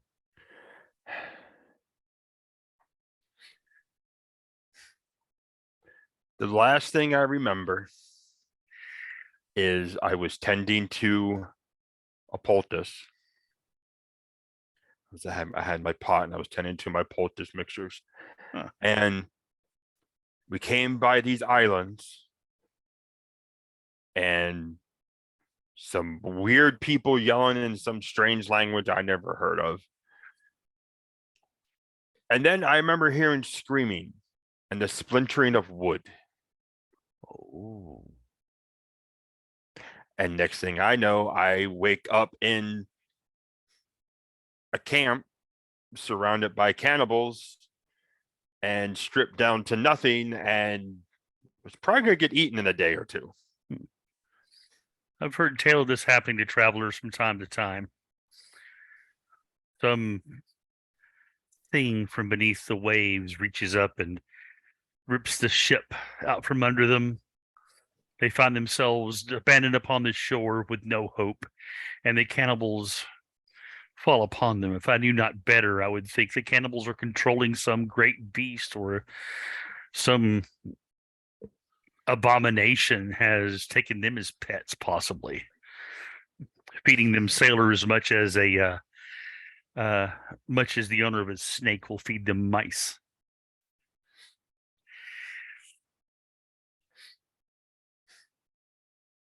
Maybe. Though from what I heard, it was better to be eaten by it than to be eaten by them.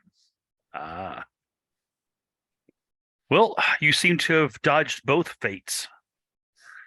And as a person who has done so, you obviously have a cunning about you. And you mentioned you are an apothecary? Yes. I can always use an apothecary in my company. And he bowed. He does once again the deep bow. He says, "I present myself, Shed Keru. I am a trader by profession." When Yarrow hears you say in your company, he'll kind of give you a look again. That whole like, all right, what are you selling type of look in his eyes. But when you bow the second time, he actually will return the bow. And it was Yarrow. Yarrow, sorry, Yarrow, not Yarrow. Well, Yarrow, I can. I don't have much. As I myself am not a well, I say I am a trader, but I don't deal in bulk. I deal in very specific goods, occasionally here and there. But I can always use a strong arm. You definitely seem to have that, and obviously you know how to survive. If you made your way from the camp of the cannibals in one piece, not missing anything off your legs or anything, are you? He sort of grins as he examines like your flanks, almost as if jokingly looking for a bite mark. No, no. Though they tried. Ah, yes. As like when the light hits them just right, you'll see the numerous cuts and scrapes and the. I don't know. How does the blood dry, narrator? If I got cut just enough to open the skin up a little bit and it just kind of oozes out, how does that dry? From the burn? Well, I know like if I get cut open with like a sword or something, it's going to like spurt out. But Right. like if I catch myself on like a thorn just enough to like paper cut myself open and it like Oh, and I assume it like oozes out. But how does that dry? Does it like flake off or something, or can I sit there and make a callus?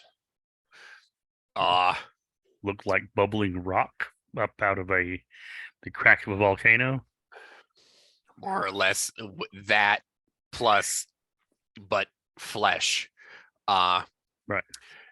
Ignad scarification actually is not pleasant to look upon because it bubbles like volcanic rock, but that's the supple flesh of somebody. It looks gross. For you, well, actually, for all Igniads, half breeds are not. You scab as normal, but you clot like almost instantly. Okay. Because Yarrow isn't one to scar himself, but just the toss and tumble and everything, he would just have all those like surface cuts and like surface scratches. So that's what I was wondering about. But yeah. So no, you have a lot of really gnarly looking scabs is really what it comes down to. Okay. So yeah, no bite marks, but you'll see those like all over his skin.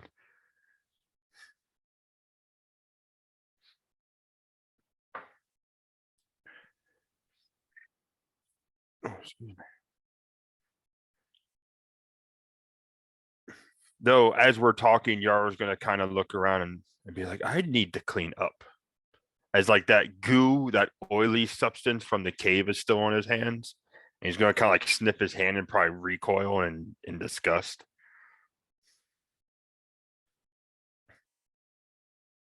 Well, friend, if nothing else, friend Yarrow, I can at least offer you a place to shelter for the night and possibly some water to clean yourself up. I can't guarantee it'll be hot. Is it going to be clean? Well, it won't be. It won't be from the sewers. Let's put it that way. All right. As long as it's not tainted with feces, that's fine. Okay. When you two, we will repair to wherever. Probably a flop house down by the docks. Okay. Whatever Yeah. All can... right. If it's like a one room shop, flop house, yeah, that's fine. When you guys repair to there, we will actually put your characters, essentially put them to bed for the evening, and we'll actually call the session there. Okay. We'll go for closing soliloquies here. Would Shidkiru take us away, please? So Shidkiru, which I need to do this real quick before I get too much further into it. He puts on the air of being a merchant of beans It's very much a matter of the act and dress like what you wish you were. His stock in trade so far, thanks to the wonderful dock masters and their exorbitant charges to dock at the port, has been helping merchants get around them with small goods of high value, smuggling them into the city so that they can avoid the exorbitant fees, the docks. Either bringing them in overland through somewhat safe passage, if you will, or under cover of night, guiding, bringing them in and on small dinghies or boats in such a way that they avoid the light of the lanterns of the guard. He's been able to put together enough to have this little hovel basically down near the docks, and a few things: a bucket, access to clean water, and a few scraps of bread and food there that he has in his personal belongings there, but nothing much more than that, really. So Yarrow may actually be very surprised when he sees the the not so great conditions that this fellow lives in based on how he is dressed. He seems to have spent all of his money on these wonderful robes. And his thought is that he wishes to be away from this place. The constant threat of cannibals, the horrible conditions within the city because of the guard and the harbor master, and the back and forth with the merchants against the city guards and such, is getting to be very stressful, and he would love to get away from this place. And he's hoping by bringing a good strong arm in Yarrow, he might be able to barter their way upon a ship leaving this place. And if he cannot do so through the means of regular persuasion, he is not beyond using some tricks from some ancient knowledge he has discovered and been studying for quite some time.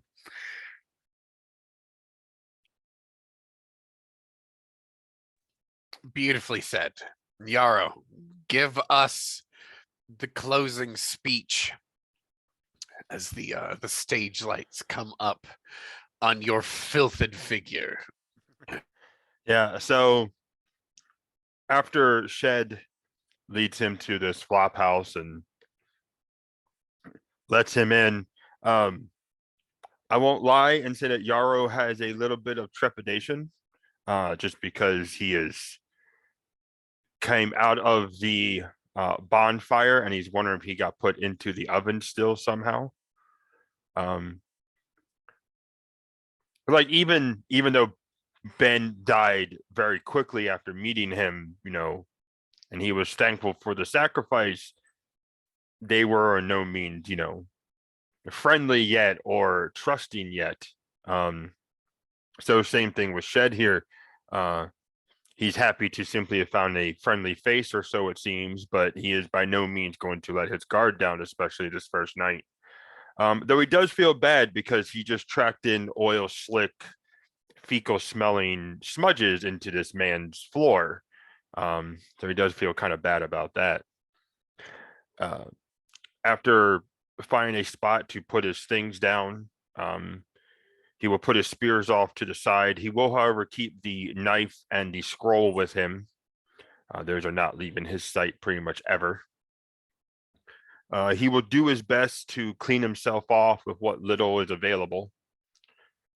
Mostly concentrating on just getting his hands, feet, and face clean. Everything else can kind of come later if need be. After that, he will, I guess, finally relax for a moment when he sits down. Finally realizes that, yes, he is quote unquote safe within the city gate, where at least the cannibals cannot get him. And he'll also finally realize that, oh crap, he's away from the cannibals. He's away from that monster. And who the hell was that wizard that threw this thing and caused that explosion? And it's all gonna like flow over Yarrow here, and he kind of just takes a good long moment, especially if Shed kind of leaves him alone, of just thinking about that inwardly, and just at the moment happy to be alive, but now almost has more questions than answers. Who was the wizard? Why did I have to grab this flower of death? And most importantly, where the hell am I taking it? I have this flower of death and this scroll, and he's like, where am I taking this thing? And in the back of his mind, in the mystical part of his mind, he's kind of like, okay, it pulled me toward the cave. Maybe it's going to pull me toward the person. But he honestly doesn't know yet.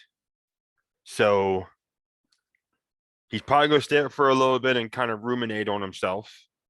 But he is happy to be cleaner than he was and to not have to sleep in his own shit tonight.